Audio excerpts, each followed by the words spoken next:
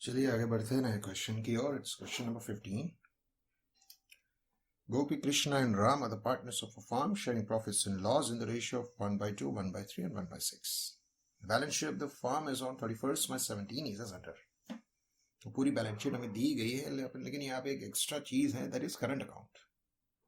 ठीक है, दो पार्टनर जो है गोपी और राम, उसका करंट अकाउंट क्रेडिट में जा रहा है और सामने देखे current account of Krishna, that's in a debit form because it's on the asset side. ठीक है.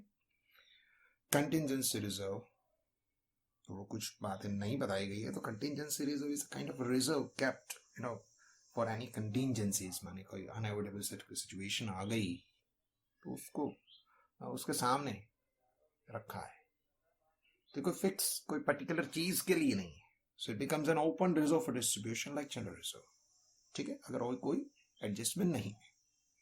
वर्कमैन कंपेंसेशन, इन्वेस्टमेंट फ्लक्चुएशन, ये हम जानते हैं कि जो है ये सिचुएशन है. अगेन अगर हमें दिया गया है कि भाई वर्कमैन कंपेंसेशन का इतना क्लेम है तो उतना इनमें से निकाल देंगे, बाकी का डिवाइड हो जाएगा. उसी तरीके से इन्वेस्टमेंट का भी देख लेंगे. Creditors and bad debt reserve, say bad debt reserve are kept here. माने डेटर जो है 26, उसके ऊपर 8000 का बैड डेट रिजर्व रखा है. ठीक है. Goodwill, now we know that goodwill is to be closed when it's given that in the asset side.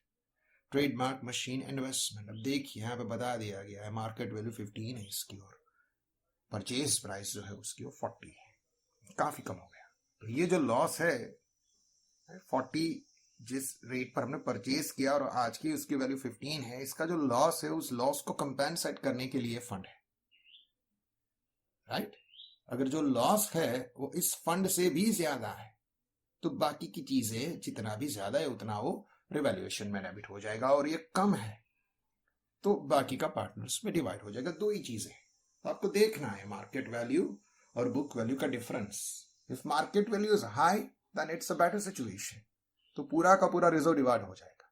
If market value is low तो आपको देखना है लॉस कितना है. ठीक है, उस लॉस का हम सबसे पहले यूटिलाइजेशन करेंगे अगेंस्ट दिस. ठीक है, क्योंकि रिजर्व लॉस को कंपेंसेट करने के लिए बना गया है.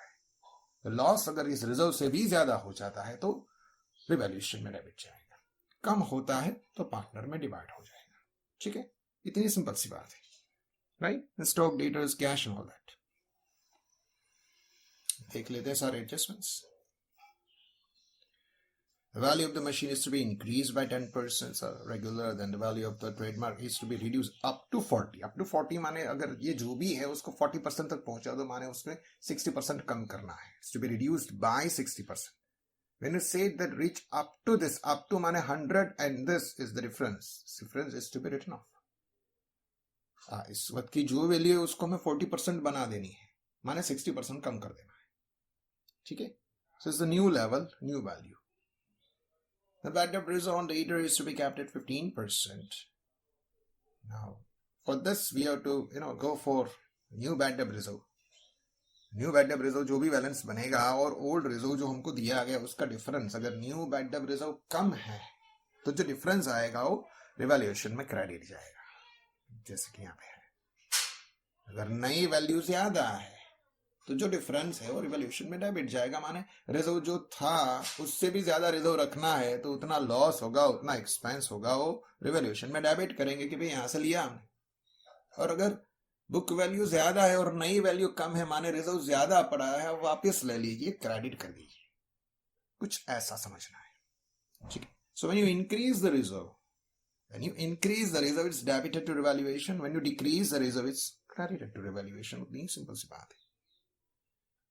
Now, discounted bill receivable of 1300 which is dishonored on a due date and 31st March 17 and no amount is received from the debtor. जो बिल डिस्काउंट है वो डिसऑनर हो गया, कुछ मिला नहीं, तो उतनी हमारी बैंक बैलेंस कम हो जाएगी और ये हमारे लिए एक लॉस बन जाएगा कि अब ये 1300 जो है it's a kind of a bad debt. Right. It's a type of bad debt क्योंकि डेटर से कुछ मिला नहीं. तो या तो आप वाया रिजर्व उसको ले लो या रिजर्व उसको अनटच रखो, इसको डायरेक्टली एज अ लॉस लिख दो. सब एक ही बात होगी. Then goodwill of the firm is valued at 60, तो नई वैल्यू है, the new P&L ratio. So अगर आप देखें इसके पिछले सम से कंपेयर करें, so more or less similar things we are finding, not anything special here we are going to find. Right. Okay, so let us start the sum. So let us start with their capital and current account balances. Capital account की balance जो है वो तीनों की है 30, 20 and 30. So it's a fix capital, right.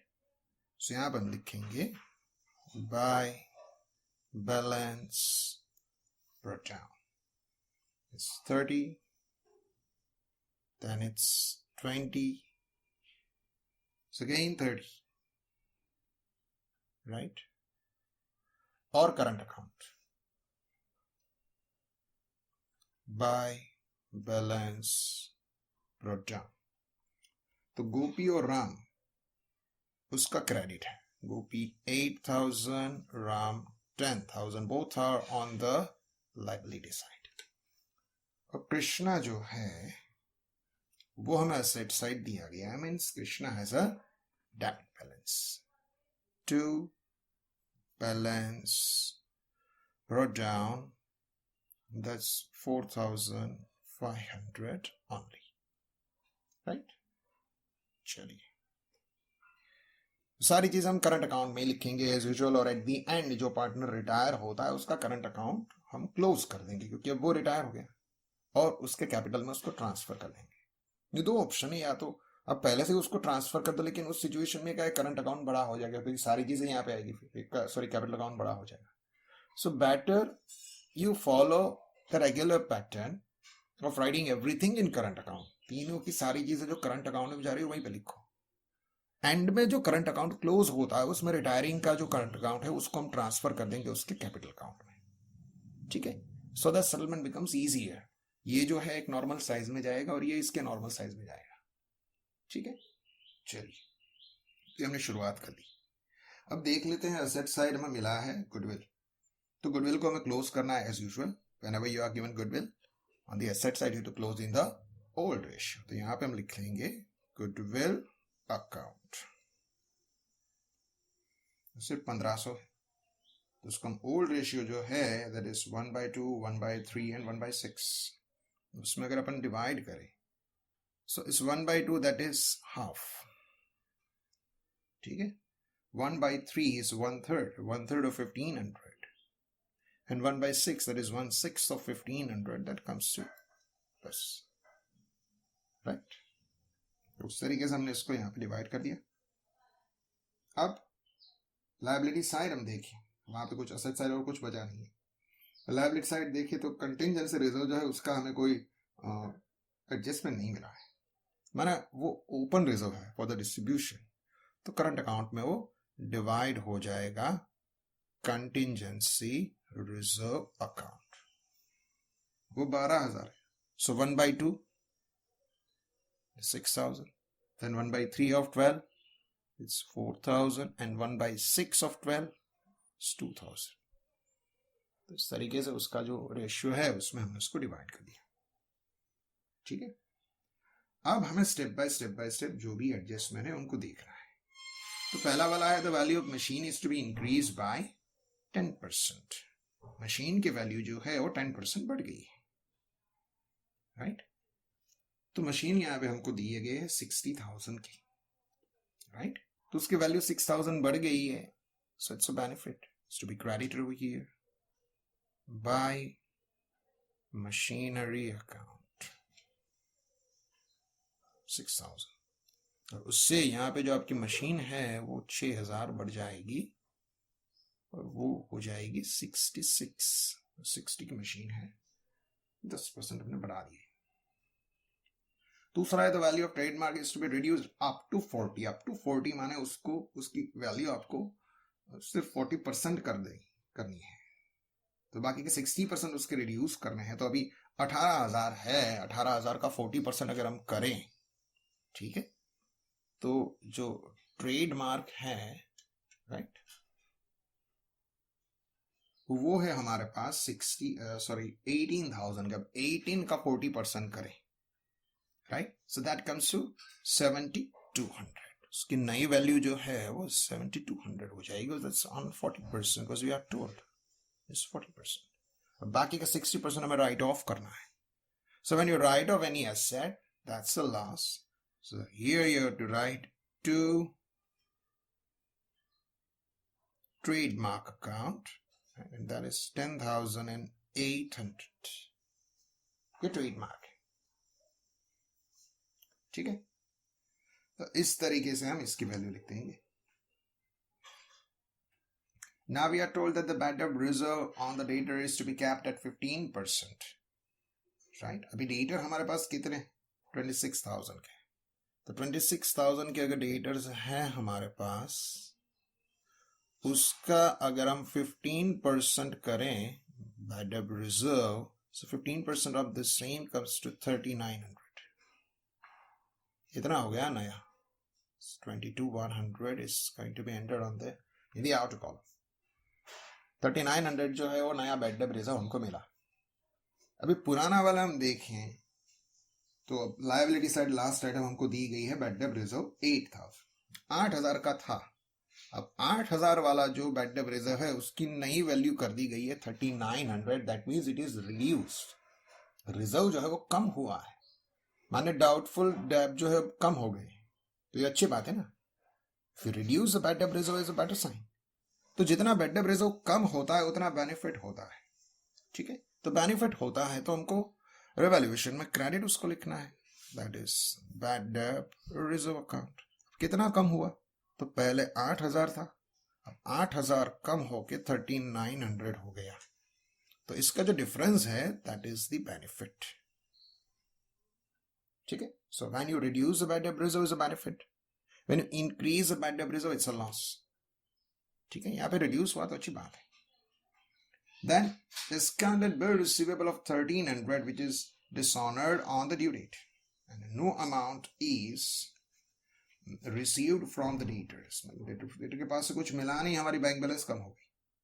तो वो 1,300 वाला था, तो उससे जो हमें लॉस हुआ, loss is to be debited to valuation, क्योंकि अभी सेपरेट किसी बैड डेट का अकाउंट ओपन करेंगे तो फिर भी उसको क्लोज करके तो ये लाना है।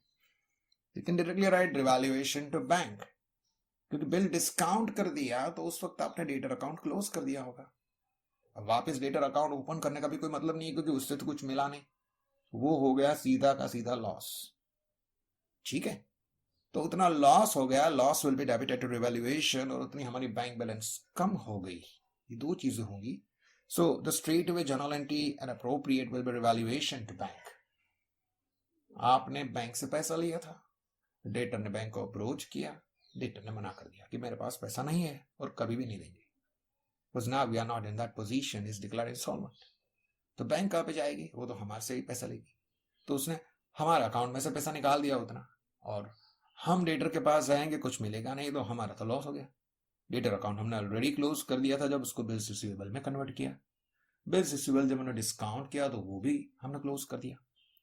तो अभी इस वक्त हुआ क्या, लॉस हुआ और बैंक बैलेंस कम हो गई। This is 245। So the appropriate journal entry will be revaluation account debited to bank.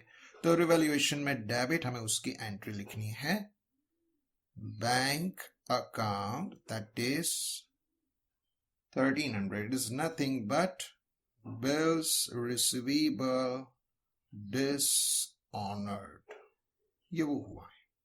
और उसके बैंक बैलेंस इससे आपकी कम हो गई। हमारे पास बैंक बैलेंस 3,000 की थी, लेकिन 3,000 वाली बैलेंस जो है उसमें से 1,300 कट हो गए, तो अब ये हो गई 1,700, क्योंकि बैंक को तो अपने वक्त पे पैसा मिलना चाहिए। आइडियली डेटर से अगर डेटर नहीं देता है तो हमसे लेंगे, तो उसने हमसे ले लिए, हमें कुछ नहीं मिला तो हमारे लिए लॉस हो गया। Being a loss, it should be debited to valuation. Fine. Now, good of the firm is valued at 60 and the new profit sharing ratio. अब ये सारी चीजें आ गई, राइट, ठीक है। अब एक और चीज हमें देखनी है, एसेट साइड देखे तो इन्वेस्टमेंट। अभी इन्वेस्टमेंट जो है उसकी मार्केट वैल्यू में बोला गया है कि 15,000 होगी। अभी उसकी बुक में जो वैल्यू है वो तो 40 है, उसकी वैल्यू हमें कम करनी है। 40 वाला जो इन्वेस्टमेंट है अभी वो 15,000 का हो जाएगा। The new value of investment is 15। तो यहां पे हम इन्वेस्टमेंट लिख देंगे 15,000 के, ठीक है। ओरिजिनली तो 40 के थे, तो 40 में से वो 15 हो गए, माने 25,000 के वो कम हुए, ठीक है। तो 25,000 का लॉस हम कहां पे सेट करेंगे, तो उसके लिए हमारे पास इन्वेस्टमेंट फ्लक्चुएशन फंड पड़ा हुआ था, वो था 15,000 का। तो 25,000 का लॉस है, उसमें 15,000 वो फंड के सामने हमने कंपेंसेट कर लिया कि इतना रिजर्व तो पड़ा ही था, अब डिफरेंस कितना आया, दैट डिफरेंस इज 10,000। ठीक है, ये जो लॉस है 25,000 का है और फंड हमारे पास 15,000 का है, राइट। तो 15,000 का फंड जो है उसका यूटिलाइजेशन हम लॉस को कंपेंसेट करने के लिए करेंगे, क्योंकि फंड क्रिएट इसलिए किया गया है कि अगर इन्वेस्टमेंट के रेट में कोई फ्लक्चुएशन आता है तो फंड उसको एब्सॉर्ब करेगा, राइट। तो जितना फंड की कैपेसिटी से बाहर जाएगा उतना हमारा लॉस होगा। तो ये कैपेसिटी से बाहर जा रहा है, फंड 15,000 का है, लॉस 25,000 का है, तो उतना हमारा इन्वेस्टमेंट की वैल्यू कम होगी, रिवैल्यूएशन डेबिट होगा, right. So revaluation account debit, investment fluctuation fund account debit to investment. तो यहां पे जाएगा इन्वेस्टमेंट अकाउंट, वो 10,000 का जाएगा। 10,000 कैसे होंगे, लॉस जो है वो 25,000 का है और हमारे पास जो फंड है वो 15,000 का है। सो फंड से जितना ज्यादा लॉस होगा उतना ही हम रिवैल्यूएशन में डेबिट करेंगे, पहले तो फंड का ही यूटिलाइजेशन करेंगे। तो कुछ इस तरीके से हमने इन्वेस्टमेंट का ट्रीटमेंट जो है वो दे दिया।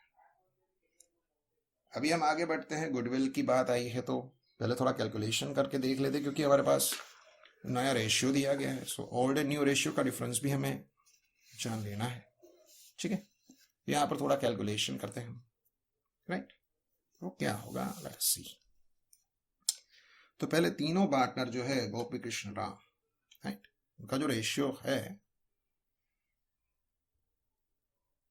गोपी कृष्ण एंड राम, उसका जो ओल्ड शेयर है 1/2, 1/3, 1/6, सब कुछ इस तरीके से उन्होंने दिया है। तो उसके डिनोमिनेटर को हमें इक्वलाइज करना है, उसको अच्छे से लिखना है। मैंने अब देखिए 2 के टेबल में 6 आता है, 3 के टेबल में भी 6 आता है। So revisable to convert them all into 6।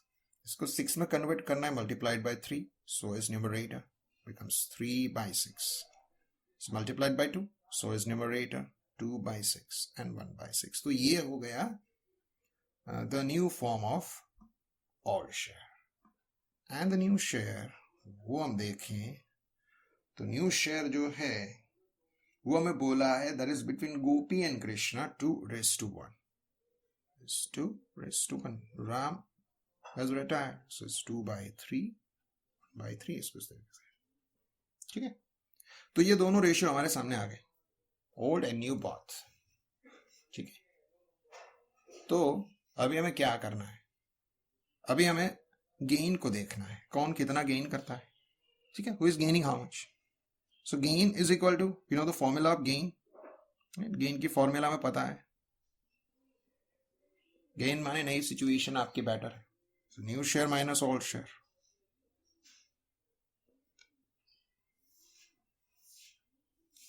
So formula of gain. तो अभी इस सिचुएशन में दोनों पार्टनर का गेन हम देख लेते हैं, किसका कितना, राइट। तो पहला जो पार्टनर है वो है गोपी, ठीक है। गोपी जो है उसका न्यू शेयर है 2/3, उसका ओल्ड शेयर था 3/6, कुछ इस तरह।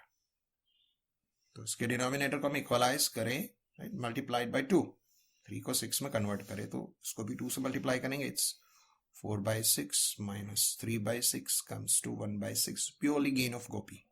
और उतना ही राम जो है उसका हिस्सा था। माना क्लियरली दिख रहा है कि कृष्णा जो है उसका कुछ गेन या लॉस या कुछ नहीं होगा, ना सेक्रीफाइस होगा ना गेन होगा। फिर भी देख लेते हैं, कृष्णा का न्यू शेयर है 1/3 और कृष्णा का ओल्ड था 2/6। तो ऐसे ही इसको डिनोमिनेटर को इक्वलाइज करेंगे, it comes 2/6 minus 2/6 as expected, there is no change, ठीक है। तो 1/6 जो है वो राम का शेयर है, यहाँ पे हम देख सकते हैं कि राम का शेयर है 1/6 और वही गोपी का गेन भी है। तो ये आधा सेम, राम का जितना शेयर है बिल्कुल उतना ही गोपी का गेन है। तो जो गुडविल का पोर्शन है वो इन दोनों के बीच में ही हो जाएगा, Gopi is receiver, Ram is giver, credit the giver, debit the receiver, ऐसा राइट। वो बोला है कि गुडविल जो है वो 60,000 की है, तो 60 इंटू 1/6 कम्स टू 10,000। तो जो रिटायरिंग पार्टनर है उसका कैपिटल अकाउंट क्रेडिट हो जाएगा 1/6 से, और जो बेनिफिट ले रहा है उसका अकाउंट डेबिट हो जाएगा उसी से। तो राम रिटायर हो रहा है तो उसके अकाउंट में हम 10,000 क्रेडिट कर देंगे। राम इज क्रेडिटेड उसके करंट अकाउंट में। वो कौन उसका बेनिफिट ले रहा है? गोपी। सो बाय गोपीज करंट अकाउंट, ठीक है, इज फॉर गुडविल। और गोपी जो है उसको गेन हो रहा है तो गोपी के करंट अकाउंट में उसको हम डेबिट करेंगे, that is with the same amount 10,000, और यहाँ पे हम लिखेंगे Ram's current account that's for goodwill. तो कुछ इस तरीके से हमने उसको ट्रीट किया। राम को मिल रहा है राइट गुडविल का पोर्शन, तो उसके अकाउंट में क्रेडिट किया, और गोपी इज द रिसीवर तो उसके करंट में हमने डेबिट कर दिया। This is the way we treated goodwill. We have completed all the adjustments. So now it's time to find out the result of revaluation. Revaluation का जो भी रिजल्ट आता है उसको हम फाइंड कर लेते हैं और पार्टनर में उसको उसके ओल्ड रेशियो में डिवाइड कर देते हैं। तो यहाँ पे हम देख सकते हैं कि क्रेडिट इज जस्ट 10,100, और यहाँ पे ये पहला वाला ही 10,800 है। सो naturally debit is bigger and credit is smaller, so it's clearly you can say there is a loss. तो डेबिट का टोटल है 22,100, 22,100 इज टोटल ऑफ डेबिट। तो उसको हमने यहाँ पे लिख दिया, उसमें से ये 10,100 हमने निकाल दिया, तो 12,000 का लॉस हुआ। So loss will be divided among the partner in their old ratio, that's Gopi, Krishna, Ram. तो उनका जो ओल्ड रेशियो है दैट इज 3:1। तो 3:1 में अगर हम उसको डिवाइड करेंगे तो उसके करंट अकाउंट में ये अमाउंट डेबिट जाएगी 642, ठीक है। उसके करंट अकाउंट में हम डेबिट लिख लेते हैं, it's revaluation account, it's a loss 642, ठीक है। इस तरीके से हमने लॉस को पार्टनर्स में डिवाइड कर दिया। अभी हमें क्या करना है? तो हम सबसे पहला काम क्या करेंगे कि करंट अकाउंट की बैलेंसेस निकालेंगे। जो पार्टनर रिटायर हो रहा है उसके करंट अकाउंट को क्लोज कर देंगे, उसके कैपिटल में ट्रांसफर कर देंगे, और बाकी के जो पार्टनर कंटिन्यूइंग पार्टनर है उसका बैलेंस निकालेंगे, और जो भी बैलेंस आते हैं उसको हम बैलेंस शीट में एडजस्ट कर देंगे, ठीक है। ये काम हम करेंगे। तो सबसे पहले ये गोपी जो है उसका क्रेडिट टोटल हो रहा है 14, और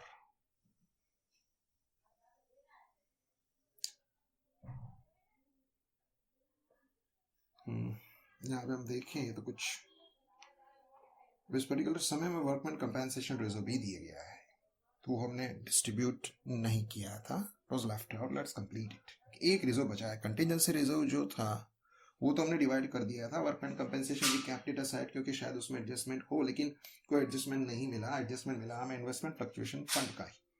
तो अभी वर्कमैन कंपेंसेशन फंड जो है दैट वाज लेफ्ट, तो workman compensation reserve account should be credited to partners current account, क्योंकि कोई भी उसके ऊपर क्लेम नहीं आया, राइट। तो 9,000 था, 3:1 में डिवाइड कर देंगे, comes to 4,500, then it's 3,000 and it's 1,500, कुछ इस तरीके से, ठीक है। चलिए अभी और कोई चीज लायबिलिटी साइड में दिख नहीं रही है कि जिसका कुछ एडजस्टमेंट बच गया हो, और असेट साइड भी कुछ नहीं है, तो सारी चीज होगी। So now it's time to go for it. तो अभी ये टोटल जो है ये जा रहा है 18,500 में, और ये 16,750 में है, तो डिफरेंस थोड़ा सा ही है, but credit is bigger, it's 18,500। 18,500 में से सारी चीजें हम निकाल देंगे, 16,750 comes to 1,750। Now see, Gopi is a continuing partner, ठीक है, तो उसको हम बैलेंस कैरीड फॉरवर्ड ऐसे करेंगे। जो कंटिन्यूइंग पार्टनर है, रिटायर नहीं हो रहा है, रिटायर हो रहा है राम, ठीक है। कृष्णा की बात करें तो 4 + 3 comes to 7 ओनली, एंड यहाँ पे देखें तो 5,000 और 4,000 9,000 तो यहीं पे हो गए। So here it seems clearly that debit is bigger and credit is smaller, so gap of 2,000। तो कृष्णा जो है उसका जो बैलेंस है वो डेबिट जा रहा है, राइट। अभी दोनों का बैलेंस यहाँ पे लिख लेते हैं क्योंकि ये तो कंटिन्यूइंग पार्टनर और राम रिटायर हो रहा है। तो गोपी का क्रेडिट बैलेंस है, right, credit is bigger debit is smaller. तो यहां पे हम लिखेंगे current account of Gopi, it's 1750। Krishna की बात करें तो debit is bigger credit is smaller, so this is known as a debit balance. तो यहाँ पर लिखेंगे करंट अकाउंट ऑफ कृष्णा, वो हो गया 2,000, ठीक है, एज अ न्यू बैलेंस, ठीक है। तो ये करंट अकाउंट तो हमने ट्रांसफर कर दिए। अब आखिर बात आ रही है रिटायरिंग पार्टनर की, राइट। तो रिटायरिंग पार्टनर का जो भी डिफरेंस है, सबसे पहले तो ये जो करंट अकाउंट है उसके कैपिटल में ट्रांसफर करना पड़ेगा जो भी है। तो यहाँ पे देख सकते हैं कि debit is just 2,250 and credit is much bigger than that. So credit को हम सबसे पहले टोटल करेंगे, दैट कम्स टू 23,500, और 23,500 में से हम 2,250 निकाल देंगे, सो दैट कम्स टू 21,250। ये सेपरेट जाएगा, ये बैलेंस नहीं रहेगा, it's not balance. Why? Because this partner is retiring, so retiring partner का करंट अकाउंट जो है उसको क्लोज करके उसके कैपिटल में ट्रांसफर करेंगे। तो यहां पे हम लिखेंगे Ram's capital account, it's a closure. Ram के कैपिटल अकाउंट में यहां पे डेबिट है तो कैपिटल में क्रेडिट जाएगा naturally, and it's a credit balance. तो यहां पे हम लिखेंगे राम्स करंट अकाउंट, ठीक है। राम का करंट अकाउंट हमने क्लोज कर दिया, उसको कैपिटल में ट्रांसफर कर दिया। अब जो रिटायरिंग पार्टनर है उसका जो कैपिटल है उसको हम अभी उसकी लोन में कन्वर्ट कर देंगे, क्योंकि उतना पैसा हमारे पास है ही नहीं उसको हम दे सके। देखिए बैंक बैलेंस अगर देखिए 1,700 है, सिर्फ 1,700, इसका टोटल है 51,000, right. So naturally this is going to be converted into loan of Ram. तो यहां पे हम लिखेंगे to Ram's loan account, ठीक है। ये राम का लोन अकाउंट हमने लिख दिया, ठीक है। और यहीं पे हम उसको ट्रांसफर भी कर देंगे बैलेंस शीट में, राम्स लोन। साथ में ही करते जाए ताकि दिक्कत ना हो, जिसका जो काम खत्म हो गया वही पे खत्म कर दो। तो कैपिटल क्लोज करके उसको लोन में कन्वर्ट कर दिया। अभी बाकी के जो पार्टनर है उसकी कैपिटल तो एज इट इज रहेगी, there is no change in that, so it's 30 and 20 with the as it is value 30 and 20। तो यहां पे हम लिखेंगे उसको 30,000 20,000, राइट। और यहां पे हम उसको लिखेंगे बैलेंस कैरिड फॉरवर्ड, ठीक है, कैपिटल गोपी कृष्णा 30 20। तो बैलेंस शीट में सारी चीजें कैपिटल और करंट अकाउंट की तो आ गई, वो आ जानी चाहिए कि यहां से जो रिटायर हो गया है उसका कैपिटल क्लोज हो गया, जो कंटिन्यूड है उसका करंट अकाउंट हमने ट्रांसफर कर दिया, ठीक है। जो कंटिन्यूड उसकी कैपिटल भी लिख दी, जो रिटायर्ड है उसका जो कैपिटल था उसको लोन में कन्वर्ट कर दिया, वो भी लिख दिया। कुछ इस तरीके से देख लेना है सारी चीजें, कुछ छूट ना जाए, right. So as per as the other information is concerned, now it's time to focus on the other items of the balance sheet. Balance sheet में अगर कोई ऐसी चीजें छूट गई हैं तो उसे लिख लेनी है, जिसके ऊपर कोई एडजस्टमेंट नहीं था। तो अगर हम इस वक्त देखें बैलेंस शीट को तो उसमें हमें मिल रहा है एक चीज क्रेडिटर, जिसके ऊपर कोई एडजस्टमेंट नहीं था, so with as it is value हमने उसको लिख दिया। बिल्कुल ऐसे हमें एसेट साइड को भी देख लेना है, तो विथ ट्रेडमार्क मशीनरी, ठीक है, डेटर्स, बैंक, ये सारी चीजें आ गई, इन्वेस्टमेंट उसकी नई वैल्यू आ गई, करंट अकाउंट भी आ गया, राइट, कैश एट बैंक, ये सारी चीजें। लेकिन स्टॉक जो है वो छूट गया है, मतलब उसके ऊपर कोई बैलेंस, कोई एडजस्टमेंट नहीं था, तो हमने उसको लिख लिया with the as it is value. फिर करंट अकाउंट जो नए पार्टनर का है वो भी आ गया, राइट। तो अब देखिए तो सारी चीजें आ गई हैं, तो अब हम उसको टोटल कर सकते हैं, right, when we go for that, okay, so let's total it and that comes to 1,26,000। 1,26,000 का टोटल दोनों साइड का जा रहा है। That's the way we can complete this sum, ठीक है, सारा एडजस्टमेंट हमने ले ली, right. This is the end of this sum number 15, fine।